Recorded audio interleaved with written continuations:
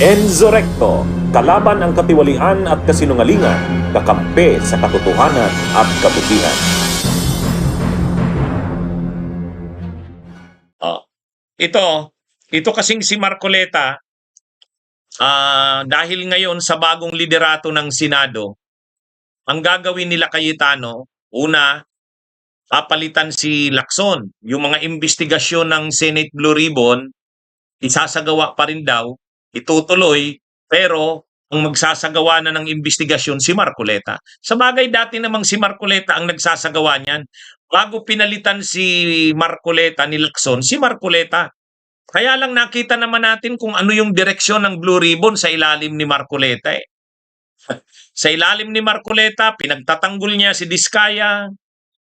Ang iniimbestigahan niya yung Kamara, si Martin Romualdez, doon siya nakafocus. Pero pagdating sa mga kapwa niya senador, tulad nila Jinggoy, Joel Villanueva, wala, pinagtatanggol niya yan. O, kasi para sa kanya, ang kapwa senador dapat protektahan. O, yan din ang gagawin ni Marcoleta diyan, mga kabunyog. Ngayong siya na uli ang Blue Ribbon, actually, ang Blue Ribbon Committee chairperson, si Pia Cayetano. Kaya lang, nag-create ng subcommittee. Ang ginawa nila, nag-create ng subcommittee para lang sa flood control.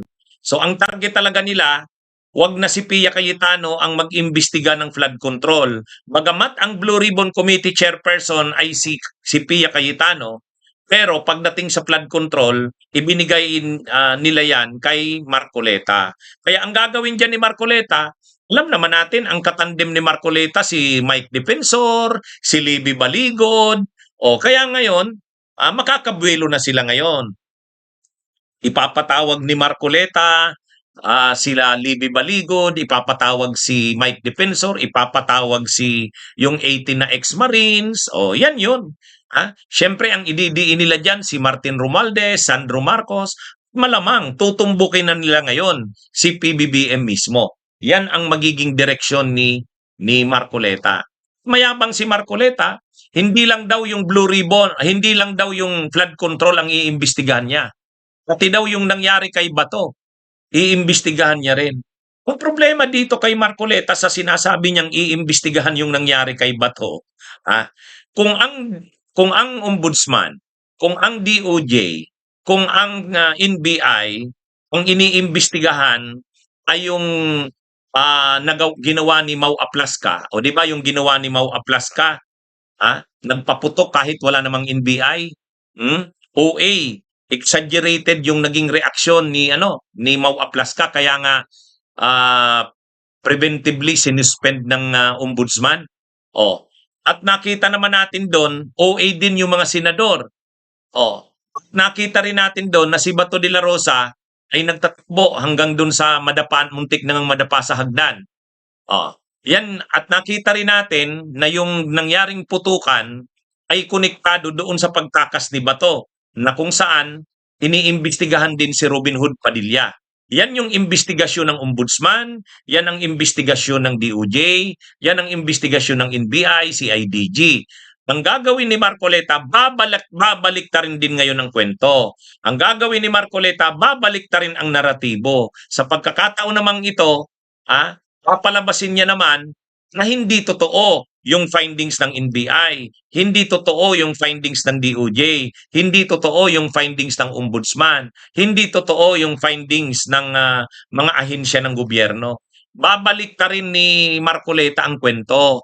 Siyempre, ang gagawin niya, ang papalabasin niya, ang inapi si Bato de la Rosa. Di ba? Ganun naman yung naratibo nila diyan.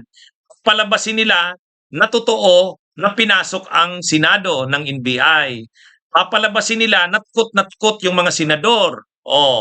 Na yung pag-iyak ni Pia Cayetano ay totoo yun. Sila ay traumatized. Ganun yung magiging laman ng... Kaya sa totoo lang, mga kabunyog, sa ilalim ni Marcoleta ngayon, nakakasuka yan. Ang mga investigasyon yan, nakakasuka yan. Yan ang problema ng isang Senado na hawak nila Cayetano at nila Marcoleta. Nakakasuka. Pagdating lang doon sa flood control, saan ka nakakita? didipinsahan mo pa si Diskaya? Oh. Kaya tuwang-tuwa ngayon dito si Diskaya eh. Tuwang-tuwa dito si Diskaya kasi kakampi na ni Diskaya yung ano. Malamang makalaya na si Corly Diskaya sa Senado. Ay di ba nakakulong ngayon si Diskaya sa Senado kasi sa contempt, sinight ng contempt nila Lacson. Oh, tuwang-tuwa sigurado 'yan sila Corly Diskaya. Kasi makakalaya na makakalaya na 'yan. Kasi padrino nila itong si Marcoleta, di ba? Gusto pa nga ni Marcoleta maging state witness sila Diskaya. Kaya mga kabunyog, sa totoo lang, lahat ng pinagpaguran nila Senador Ping Lacson, babalik ta rin ito ni Marcoleta. Kaya nakakalungkot, nakakalungkot. Ha? Tapos yung tungkol naman doon sa mga findings ng law enforcement agencies natin na ang pinapakita sa CCTV ay peke yung putukan doon sa Senado, yung pag-iyak ng mga nila Pia Cayetano ay drama lang, hindi naman totoo na pinasok talaga ang Senado. Babaguhin ni Marcoleta 'yan. Papalabasin ni Marcoleta na yung version nila ng pangyayari. Oh, sa totoo lang masusuka kayo. Masusuka tayo diyan sa gagawin ni Marcoleta. Habang ginagawa niya 'yan, lalong nagiging mayabang 'yan. Sabi niya, gagawin niya daw uli gagawin niya daw ang Senado na ang mga investigations ay kapanipaniwala. Wow, kapanipaniwala. Iimbestigahan niya rin daw yung nangyari noong May 11, yung kay Bato de la Rosa. Oh. Iimbestigahan niya rin daw yung nangyaring putukan. Kaya alam na natin kung anong kalalabasan ng sinasabi niyang investigasyon na yan. Di ba? Kaya i-expect na natin na kung tayo ay pinupuri natin yung blue ribbon sa ilalim ni Lacson, dito masusuka tayo sa mga lalabas dito sa investigasyon ni Marcoleta. Yan ang makukuha natin sa isang Senado na nasa ilalim nila Cayetano at Marcoleta. Masusuka tayo talaga mga kabunyo. Bunyog, bunyog, halikan na kasama ka.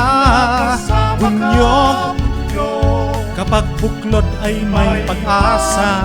Luzon, Visayas, Mindanao, isa ang pananaw. Sa bagong Pilipinas ang bunyog isisigaw. Bunyog, bunyog.